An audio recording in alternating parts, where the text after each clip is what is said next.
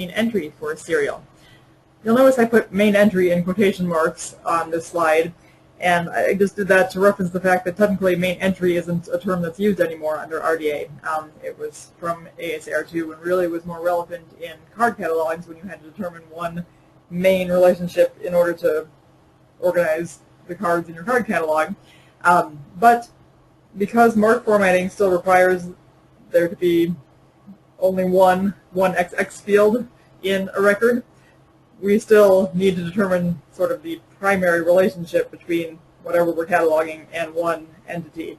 So I'm still going to continue to use the phrase main entry even though it's not actually a part of RDA terminology, but I think it's the most succinct way to describe what I'm talking about here in this video.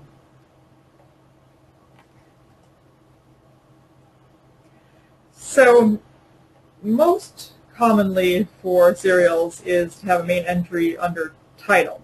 Usually there's not one particular person responsible for a serial, since it spans a whole range of years, months. You'll sometimes see a corporate body responsible if an organization publishes a serial, but it has to fall into a particular category. And sometimes you'll see a uniform title used as a main entry, and we'll talk more about what I mean by that in a little bit. So your decision process when you're deciding if there should be a main entry other than the title is, does it fit one of the categories in RDA 19.2.1.1.1? That really long number tells you that that is just specifying what type of materials can be considered to have a main entry of a corporate body, and we'll talk a little bit more about that on the next slide. If it doesn't fit one of those categories, then think about what the title is, and then think about whether or not it needs a uniform title. When I referenced RDA 19.2.1.1.1, what I meant was the rule that tells you when an item should have a corporate body as a main entry. Just because an item comes from an organization doesn't mean that it necessarily should have that organization considered as its author, basically, is what we're talking about here.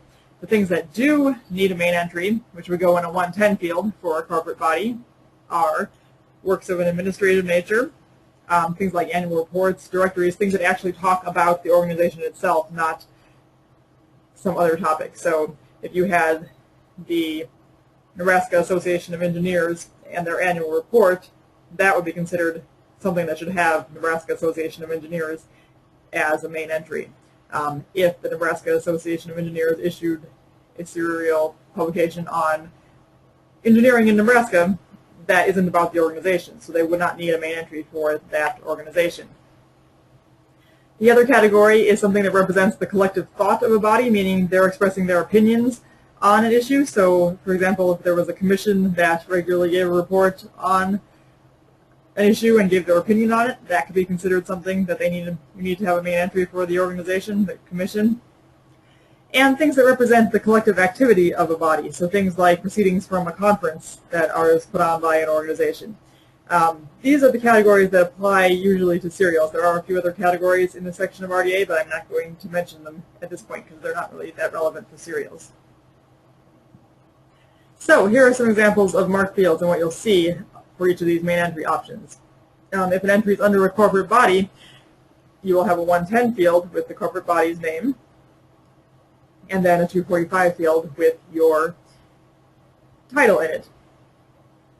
Most common, like I said, is to have an entry under the title, and then you don't need a separate field from your 245. Your 245 functions as the main entry. You'll notice that in both of those examples, the first indicator is 0. This means that the title is the main entry.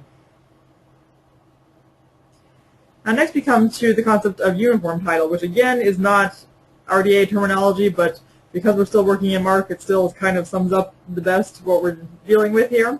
A uniform title is necessary for serials when two publications have the same title and it's a fairly generic title, and so you want to distinguish between those two titles. For example, we have two publications named Network in the first example here, and we have two publications named Bulletin in the second example. Now for both of these, you will have a 245 field with the title exactly how it appears on the issue that you're working from.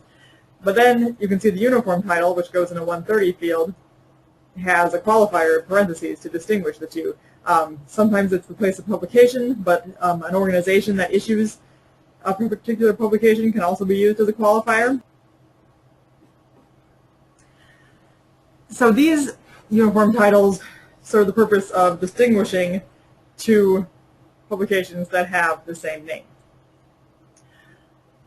Every once in a while you might see a serial that has a personal author, meaning one person is responsible for all of the issues. That's pretty rare because periodicals span usually a significant amount of time, and usually they have content created by a number of different people, so you won't usually see one person creating all the content for a serial. But if that ever did happen, probably a smaller newsletter might be an example of that.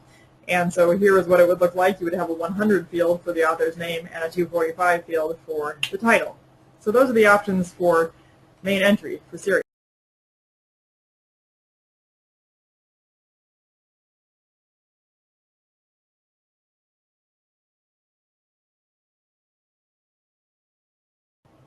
In the last session for this week, we're going to start talking specifically about some of the marked fields used.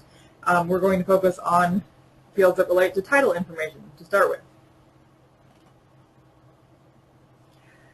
The title itself, as appears on the preferred source of information, goes in the marked field 245. Here are the values for the indicators. The first indicates whether or not the title is an added entry. If the first indicator is 0, that means that the title is not an added entry, it's a main entry, as we discussed in the last video. And if the indicator is a 1, that means that the title is an added entry and there is some other main entry, most likely either a corporate body's name or a uniform title.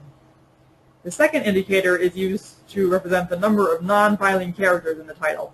And what this means is characters that should be skipped when the title is being alphabetized. So if the title began with a, an, or the, you would need to have some non-filing characters indicated. If the title doesn't need to have that word skipped, then your second indicator would be 0. So if your title started with the, you would need to have a second indicator of 4, so it can skip 3 characters of THE, and then the space before the first word of the title to be alphabetized. The title proper is the main section of the title. It includes subfield A for the title, subfield N for the numbering of the section, and subfield P for the name of the section. You won't always have subfields N and P, but they might appear on serials sometimes. The title proper is important because it's used to determine major changes. Again, we'll talk later in this class about what exactly a major change in a serial is and when a new record is required. And then the title proper is used in links between older and newer versions of a particular record. So here are some examples of 245 fields. When you're transcribing the title proper, you generally transcribe it as it appears on your preferred source of information. You should omit things that vary from year to year. So if something said it was the 5th annual report, not everyone is going to be 5th, so you would leave that out and just put annual report. If it said the 1994 directory, you would omit that and put in the ellipsis, the 3 dots, to indicate that it's going to be the directory, but it's going to be a different year every time. So here's an example of our serial. We're taking information from the cover. And so here would be our 245 field. In this case, there's not another main entry, so the first indicator is 0. We don't need to skip any characters, so the second indicator is also 0. The title proper of Tennessee Ancestors goes in the subfield A with the period at the end. Because this didn't come from the title page, we do need to indicate where it came from, and so it came from the cover.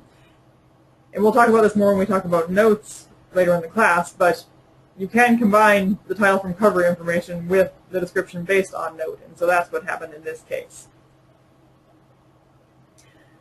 Other title information, usually meaning subtitles, can be transcribed when considered useful. You can either include it as a subtitle in a subfield B in your 245 field, or you can include it as a note in a 500 field. That's cataloger's judgment involved there. You can decide which would work best for you. Another title-related field is marked field 246 for variant titles. These are other forms of the title that don't appear on the preferred source of information. The first indicator is used to tell the computer whether or not you want a note, meaning do you want this other title displayed to users in the catalog record, and also do you want an added entry, meaning should this be indexed in the title search. I would say most of the time you do want an added entry, so I would recommend using either 1 or 3 for this indicator. The second indicator tells you the type of title. So if you did have a title from a title page and you included the cover title, which was different in a 246, you would use the second indicator of 4, for example. And there are a lot of different options, as you can see there. One use of variant titles is for titles that appear elsewhere on the issue. So in that first example, Miner and Workman's Advocate was used in the 245, but Advocate appears on the cover. Sometimes you might want to spell out things that are abbreviated or symbols used in the title because your patrons might search that way. So if there was an ampersand in the title, you might spell out the word AND even if AND doesn't appear on the item. Parallel titles could also be included in a 246. Parallel titles are titles that are in a different language. So if you had something that was published and it had a title in both Japanese and English, you could put the English title in a 245 and the Japanese title in a 246.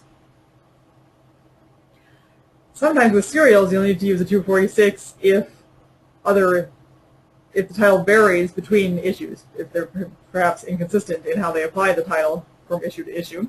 You could go ahead and do that, such as you'll see in those first 2 examples.